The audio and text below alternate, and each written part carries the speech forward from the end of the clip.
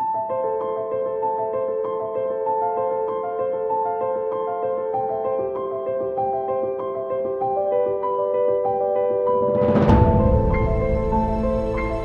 दर्शकबिन, पवित्र गार्डन्समा हजुरहरूलाई फेरि स्वागत छ।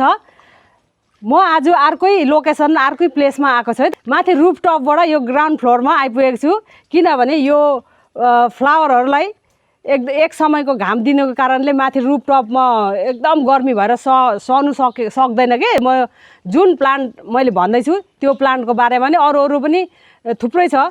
भयो भने मैले सेकेन्ड भिडियोमा भोलिको भिडियोमा म देखाउने छु कि मेरो यो एरेन्जमेन्ट यो मेरो गार्डन कस्तो गरेको छु भनेर मैले भोलि पनि देखाउने छु।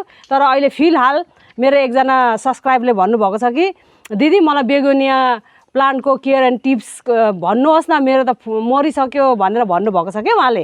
त्यस कारणले मैले चाहिँ यो बेगोनिया प्लान्टको बारेमा म हजुरहरूलाई केयर एन्ड टिप्स दिनु चाहे। अहिले गर्मी मौसममा भन्नु त यो विन्टर सिजनको फ्लावर भनेर भनिन्छ, तर यो बेगोनिया प्लान्ट अहिले पनि फुलिरहेको छ है मेरो गार्डनमा चाहिँ। अरू मसित कति आइटम छ भने हेर्नुहोस्, बेगोनिया यस्तो दामी कलरको यो एक भयो, अनि दुई कलर यस्तोमा पनि छ, यो पनि बेगोनिया भनिन्छ। यो दुई, अरू यो एक खाले यो तीन छ दर्शकबिन, हेर्नुहोस् तीन यसरी फुलिरहेछ। अनि यही खाले यो चाहिँ तीन, अनि यो पिङ्कमा छ यो पनि चार, अनि यो छ यो पाँचवटा छ। तर यो चाहिँ मध्य गर्मीमा फुल्छ है दर्शकबिन। मैले कति ट्राई गरेँ के, तर अहिले फुलेको छैन यो बेगोनिया चाहिँ। पाँच कलर भयो। अनि यो पनि मैले हेर्नुहोस् भयो होला 2 महिना जति यसरी नै मैले सारेर कस्तो दामी पिङ्क कलरको फुल्छ। मसित पिङ्क कलरको छ, यो सरिसकेको छ। अरू यसको लोकेसन, यसको के गर्ने म सबै हजुरहरूलाई जानकारी दिन्छु। अरू मलाई भन्नुभएको थियो कि सिस्टर यो बेगोनियाको बल्बबाट कसरी सारिन्छ भनेर भन्नुहुँदै थियो।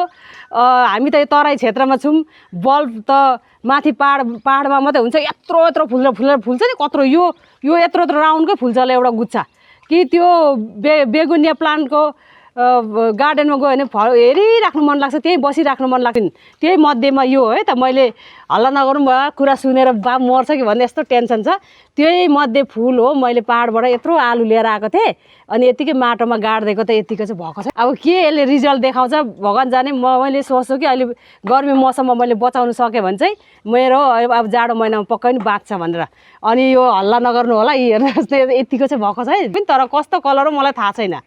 अरू अब यसको पानीको बारेमा म भन्छु हजुरहरूलाई।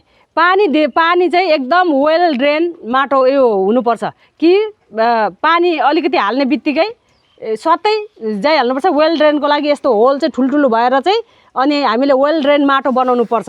यसमा पानी चाहिँ सबै जानुपर्छ। अरू हामीले पानी कतिखेर दिने, कस्तो समयमा दिने भनेर पक्कै पनि क्वेसन गर्नुहुन्छ हजुरले।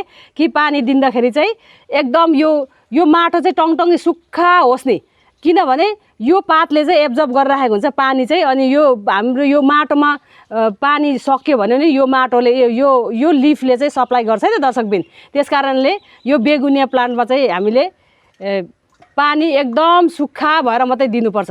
आज यो सबै सुक्खा भएर पनि आज एक दिन नदिँदा नि केही पनि मर्दैन, भोलि पनि पल्ट पनि मर्दैन, तर एकदम हामीले पानी कम्ती दिनुपर्छ है त। अरू अब मल माटोको कुरा गर्दाखेरि हामीले त्यही हो, गाईको मल नै त वर्मी कम्पोस्ट दिनुपर्छ। अनि वेल ड्रेनको लागि हामीले चाहिँ बलुवा राख्नुपर्छ यसमा।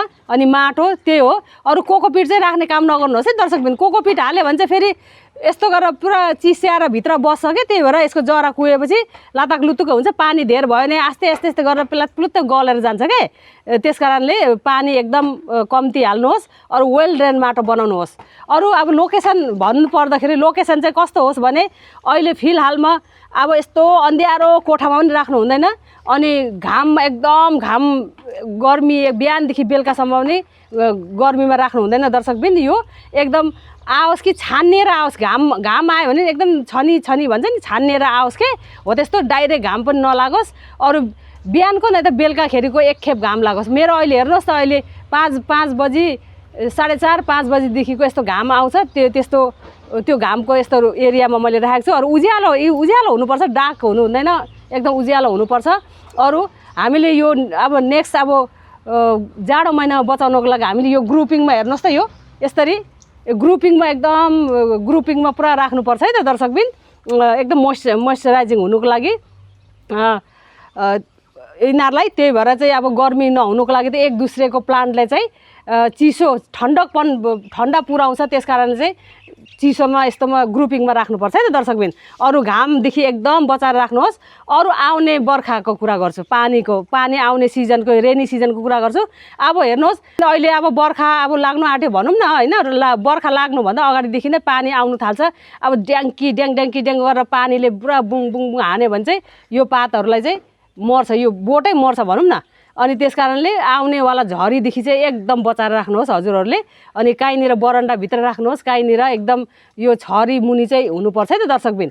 अब मसित यति छ, तर हजुरले देख्नुभयो कि मसित वाइट छ, अरू पिङ्क कलरको छ, धेरै जस्तो पिङ्क छ, रातोमा छैन। अब यो चाहिँ कस्तो खालको कलर हो थाहा भयो नि, यो चाहिँ ठुलो खालको हुन्छ नि, यत्रो ठुल्ठुलो खालको के त्यो वाला बेगुनिया है त।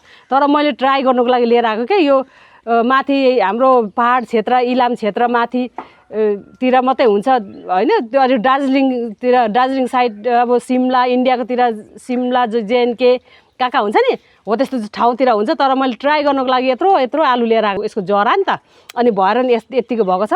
मैले केही छुको छैन, एकदम केयर गरेर राखेको छु है त दर्शकबिन।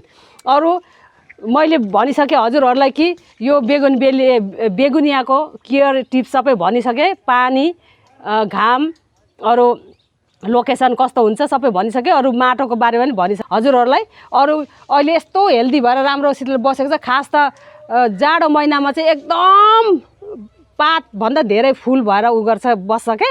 तर अहिले गर्मी महिनामा पनि एटलिस्ट बाँचेको छ भन्नुहोस् न।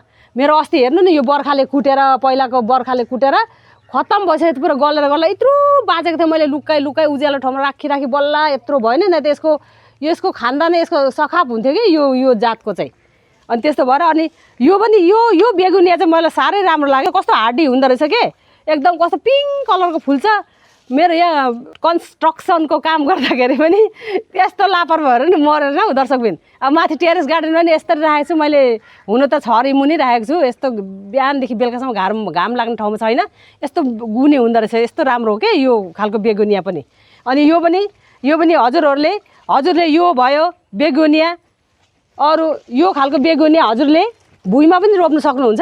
एकदम दामी भएर फस्टाएर आउँछ नि भुइँमा चाहिँ। मैले पनि ट्राई गरिसकेको छु, यसलाई पनि भुइँमा रोपिसकेको छु, अरू यसलाई पनि भुइँमा रोपिसकेको छु। अरू आई होप यो त हुँदैन होला, यो चाहिँ मैले रोपेको छुइनँ, हुँदैन होला पक्कै पनि। एकदम नाजुक के यस्तो नाजुक भनौँ न, यो त अब पातहरू पनि अलिकति नाजुकै हो भए पनि यो भन्दा अलिकति यो एकदम सफ्ट खालको छ के। उहिले जमानामा हेर्नु नि त्यो अहिले सम्झिँदाखेरि आन्टीहरूको कति नोक्सान गरिन्थ्यो होला। यो पात पुरा अमिलो हुन्छ के, चुडाउँदै कम खाँदै हामी त हिँड्थ्यौँ हौ। अहिले सम्झिँदा बिचारा त्यो गार्डन गरेको रहेछ नि त होइन, त्यो आन्टीहरूले त गर्नुभएको रहेछ नि त, कति रिसाउँथ्यो होला नि, यस्तो अमिलो हुन्छ कस्तो मिठो पो हुन्छ त। अनि त्यस्तो गरेर खाइदिन्थ्यौँ नि हामीले यो त। अनि अब गफ गर्दै दर्शकबिन यस्तै गरेर रोप्नु होला। यो गर्मी महिनामा हजुरहरूले पक्कै पनि बचाउनुहोस् है त यो बेगोनिया प्लान्ट। अब नेक्स्ट अब आउने विन्टर सिजनको लागि यस्तै गरेर घाममा बिहानदेखि बेलुकासम्म नराख्नु होला। मैले सबै थोक भनिसकेँ, हजुरहरूले पक्कै पनि बुझिसक्नु भयो होला। नयाँ साथी जुड्नु भएको छ पक्कै पनि जुडिवरी सब्सक्राइब गरेर बेल बटनलाई प्रेस गर्नु नबिर्सिनुहोस् है। अरू मन पर्यो भने लाइक दिनुहोस्। अरू साथीभाइले पनि यसै गरेर नेक्स्ट सिजनको लागि सेभ गर्नुहोस् भन्नु चाहन्छु। त्यसको लागि हजुरहरूले सेयर गरिदियो भने त सेभ हुन्छ त होइन त, त्यसको लागि सेभ गरिदिनुहोस्। अरू कस्तो लाग्यो मनमा खुल्दुली, कस्तो क्वेसन मलाई सोध्नु मन लाग्यो मलाई कमेन्ट लेखी पठाउनुहोस् है त। म अर्को भिडियोमा भेट्नेछु। भोलिको भिडियो हुनेछ एकदम दामी हुनेछ है त दर्शकबिन। भोलिको भिडियो एक्साइटेड भएर बस्नुहोस्, म पनि एकदम एक्साइटेड छु। अरू भोलि भेट्नेछु। अहिलेको लागि बाई बाई, थ्याङ्क यू हेरिदिनु भएकोमा, बाई बाई, टाटा।